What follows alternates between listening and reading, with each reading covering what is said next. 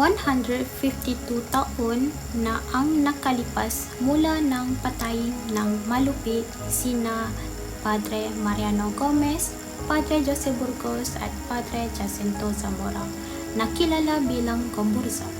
Ang salitang Gomburza ay talagang kombinasyon ng kanilang apelyido. Aktibo ang tatlong paring Katolikong Pilipino sa pagtataguyod ng mga reforma. Si Padre Mariano Gomez ay isang mahusay na edukadong pari na nanindigan sa katotohanan at naglantad ng katiwalian sa loob ng simbahang Katoliko sa Cavite.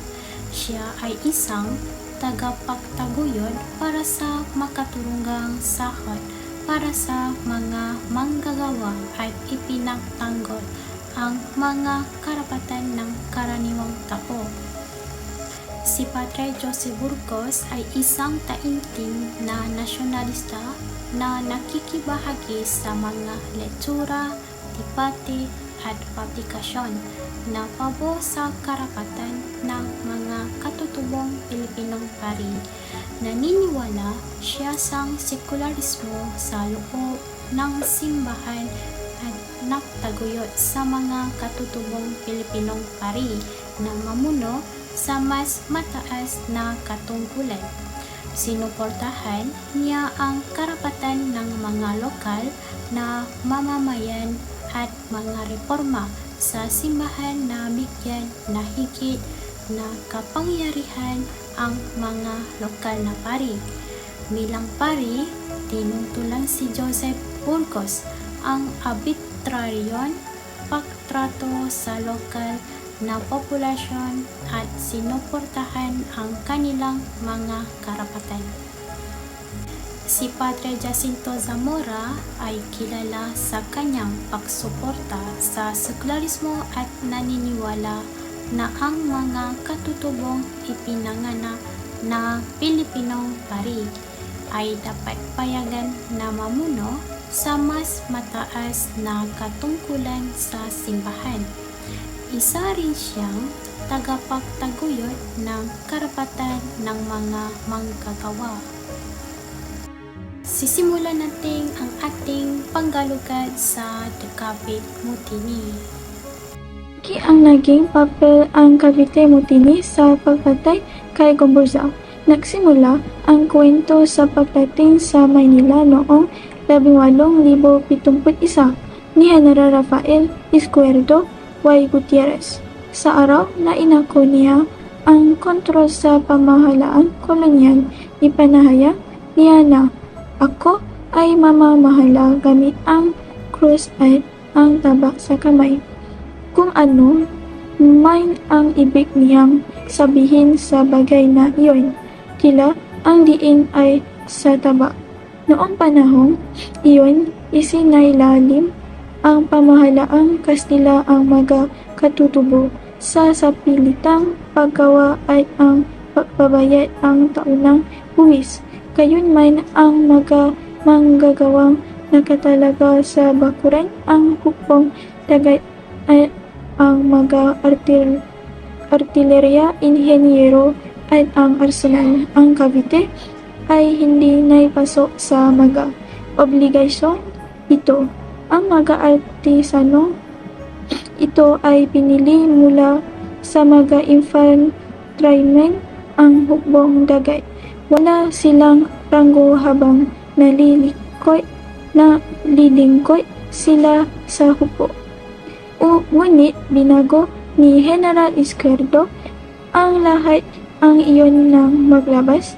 Siya ang isang kautusan na nag-aalis ang mga pribilehiyong ito na nanggagailangan ang mga ito na magbayad ang buwis at magbigay ang sapilitang paggawa at alisin mula sa mga ito ang mga karapatang nakuha mula sa pagre-retiro.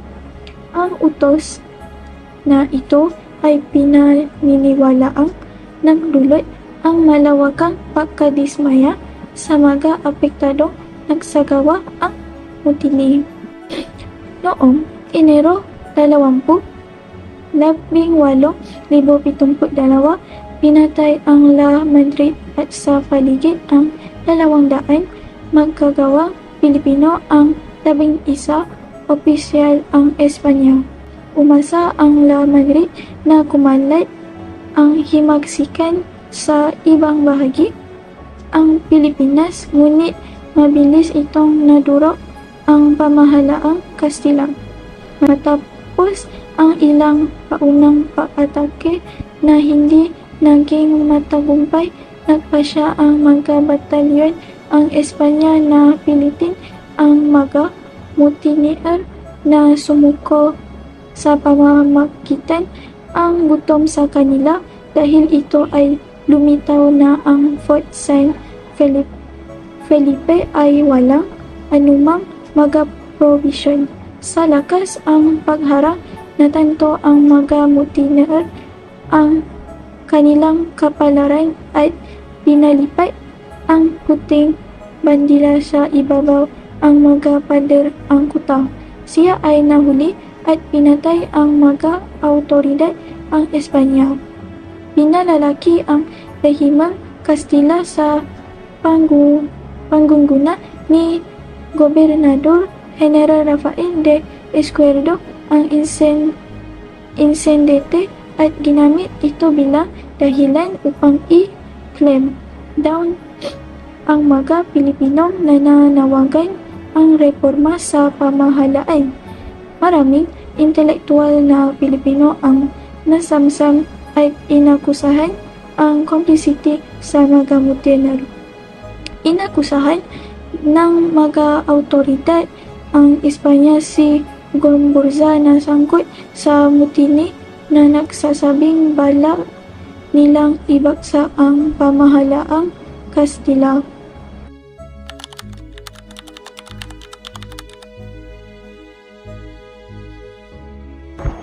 Ang malupit sa reaksyon sa himagsikan ay humatong sa pagpatay sa tatlong paring Pilipino na sina Mariano Gomez, Joseph Burgos at Jacinto Zamora at nag-ambak sa pag-unlad ang kilusang nasyonalista sa Pilipinas.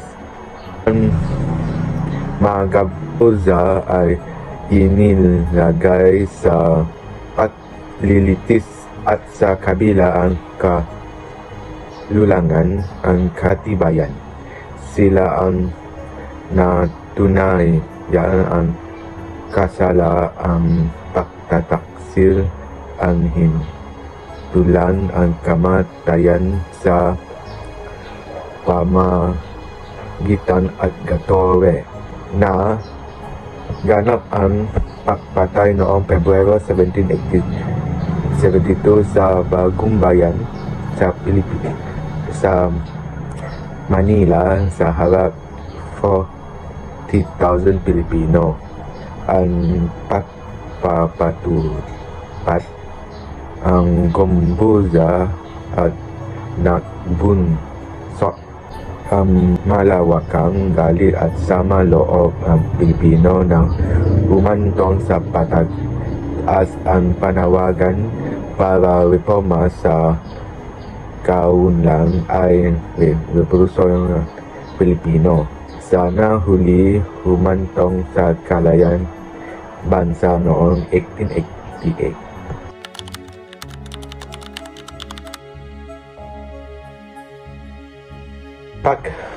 Pagpasiyang kay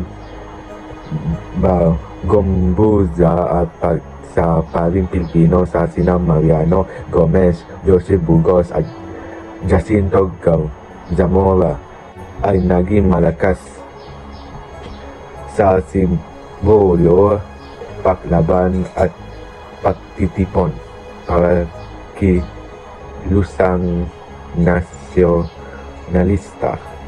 Panunupil Espanya ang malupit ang reaksyon ang sa mutiny, kabilang ang pagpatay kay Gombaldo ay lalong nagpalakas daming nasyonalista at humatagon sa paglaban sa pamahala Espanya. Sa buot na simula at kwento ni Gombuza sa ni kanilang maagang advokasya para sa reforma at kanilang paglahot sa Cavite Community. Sa kabila ang kakulang ang ebidensya, sita ay panitay ang autoridad Espanya na nagbunsot ang malawakang galit at nag-ambak sa paglago ang Revoluyong Pilipino. Ngayon ay lilipat tayo sa isang pangmahalagang figur. Sigurado akong narinig niyong lahat ang pangalan ito. Ang taong iyon ay si Jose Rizal. Si Jose Rizal ay may malaking kaunayan sa pagpatay sa tatlong pari Katolikong Pilipino na sina Padre Mariano Gomez, Padre Jose Burgos at Padre Jacinto Zamora na kilala bilang Gombursa. Bago tayo makilubre pa, kailangan nating malaman kung sino si Jose Rizal. Si Jose Protasio Rizal Mercado y Alonso Rialonda, karaniwang kilala bilang Jose Rizal, ay isang Pilipino nasyonalista, manunulat at polymath na isinilang noong Hunyo 11, 1861 sa Calamba, Laguna, Pilipinas. Siya ay itinuturing na pambansang bayani ng Pilipinas at itinuturing ng marami bilang isa sa mga pinakadakilang bayani ng bansa. Si Rizal ay isang matalinong estudyante na naging bihasa sa maraming wika. Nag-aral siya ng medisina sa Manila at kalaunan sa natapos ang kanyang kursong medisina sa Universidad Central de Madrid sa Espanya. Siya ay isang mahalagang kasapi ng kilusang propaganda ng mga Pilipino na nagtaguyod ng mga reforma sa politika sa Pilipinas sa ilalim ng kolonyal na pamamahala ng Espanya. Sikat si Rizal sa kanyang mga nobela, partikular ng ang Noli Me Tangere at El Filibusterismo na itinuturing ng isang pambangsa epiko. Inilantad ng mga akdang ito ang kasamaan ng pamamahala ng mga Kastila at nagtaguyod ng mga reforma. Kabilang ang pagsasama ng Pilipinas bilang lalawigan ng Espanya, representasyon sa Cortes na Espanya, at pagkakapantay-pantay ng mga Pilipino at Kastila sa harap ng batas. May personal na koneksyon si Rizal sa mga Gombursa, gaya ng una niyang nais na maging paring Heswita. Gayunpaman, ang kanilang pagpapatupad ay nagbago sa kanyang pananaw at nagtulak sa kanya na ilaan ang kanyang buhay sa pakikipaglaban para sa karapatan ng mga Pilipino. Bukod dito, ang pagtakip at pagkakakulong sa ina ni Rizal na si Teodora Alonso. dahil sa maling paratang na pagsasapwatan upang patayin ang asawa ng kanyang kapatid ay isang matinding kawalang katarungan na lubos na nakaapekto kay Rizal. Siya ay napahiya at napilitang maglakad ng 50 kilometro mula Calamba hanggang sa Provincial Jail sa Santa Cruz sa kabila ng kakulangan ng ebidensya laban sa kanya. Ang mga kawalang katarungan na naranasan ng pamilya ni Rizal at ni Gombuza ay nagbabati kay Rizal ng mga kasamaan ng kolonyal na pamamahala ng Espanya. Sa kanyang nobela na El Filibusterismo, itinalaga ni Jose Rizal ang ilang mga pangunahing kawalang katarungan at diskriminasyon na laganap sa Pilipinas. Noong panahon niya, nakinasihan na pagkamatay ni Gombuza, paaabuso at katiwalian ng mga kasilamuhin. Kinondena ni Rizal ang mga pag-aabuso at katiwalian ng mga kasilamuhin na may makabuluhang kapayagalihan at impluensya sa kolonyal na pamahalaan, kakulangan ng mga reforma at representasyon. Kinrita niya ang kakulangan ng mga reforma at representasyon para sa mga Pilipino sa sistema kolonyal ng Espanya na humantok sa lumalagong sentimento ng nasyonalismo. Ang mga di makatagugang paglilitas at pagpapatay. Itinampok ni Rizal ang di makatagugang paglilitas at papatay kay Gombuza na sinisisi ng hindi totoo sa pagkanulo at paggulo. Inialay niya ang El Filibusterismo sa kanilang alaala na tinatawag silang mga biktima ng kasamaan na sinakap niyang labanan. Mga resistang karakterisasyon ng mga Pilipino. Tinatalo ni Rizal ang mga resistang paniniwala ng kababaan ng mga Pilipino, lalo na sa larangan ng agam, na ginamit upang bigyang katwiran ang pamamahala ng kolonyal at diskriminasyon. Mga salugatan sa pagitan na pag-agam na kaalaman at banal na autoridad. Sinuri ni Rizal ang mga di pagkakasundo sa pagitan na pag-agam na kaalaman at nakapagyarihan ng sibahag Katoliko, na kadalasan ay tumitigil sa mga bagong idea at reforma.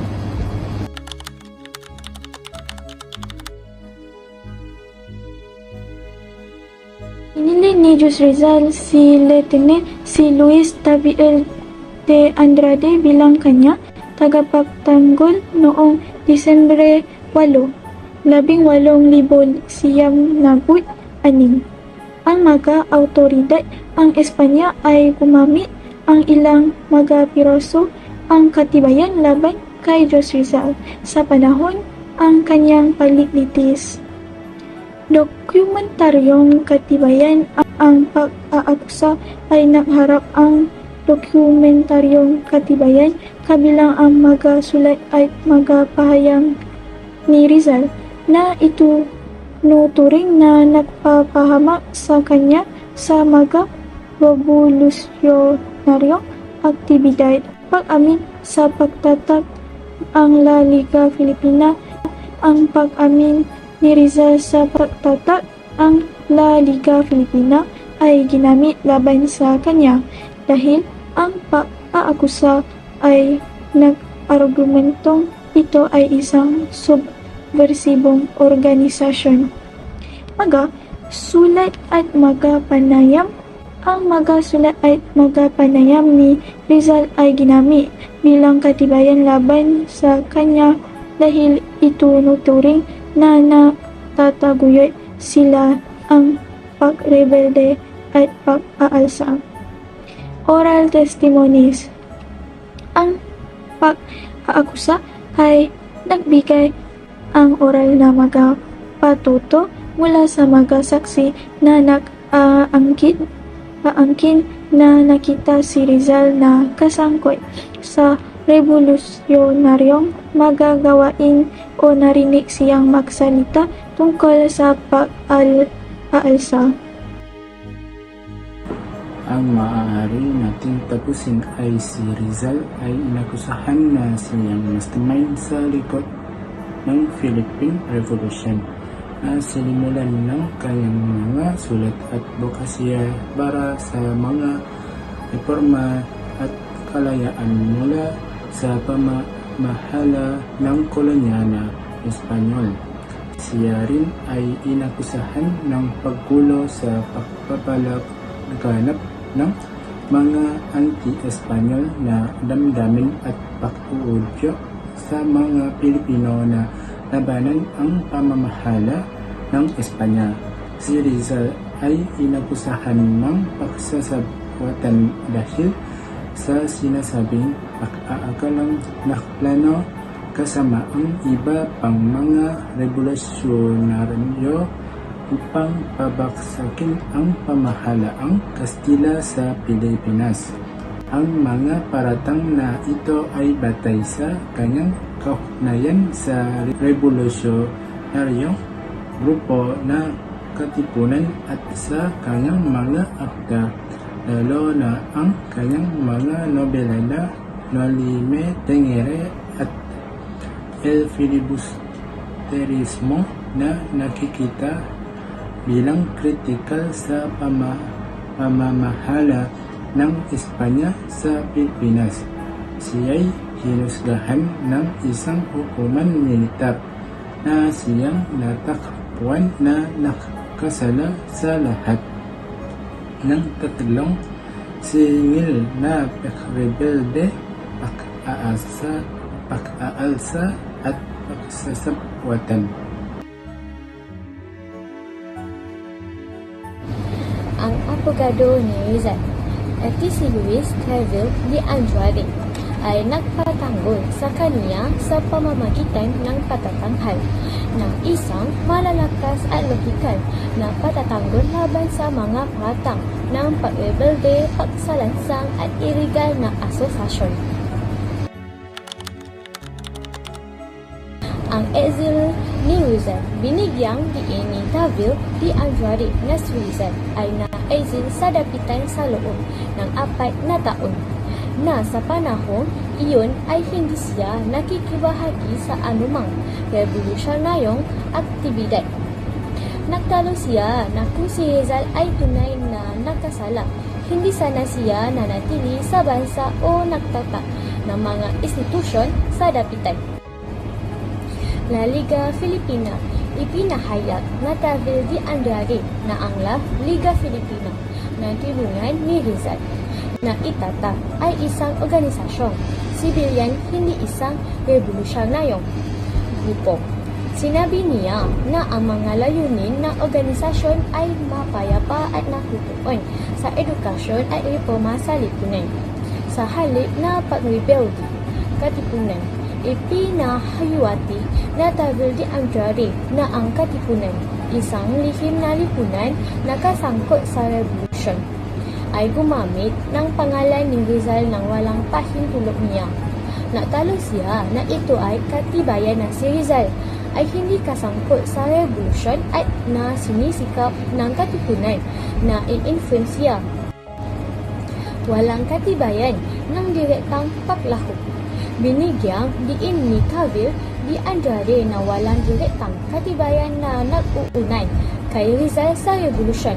Sinabi niya na ang kaso ng pag-aakusa ay nakasalalay sa mga katibayan sa mga pagyayari at na ang mga saksi laban ay Rizal ay hindi maaasahan.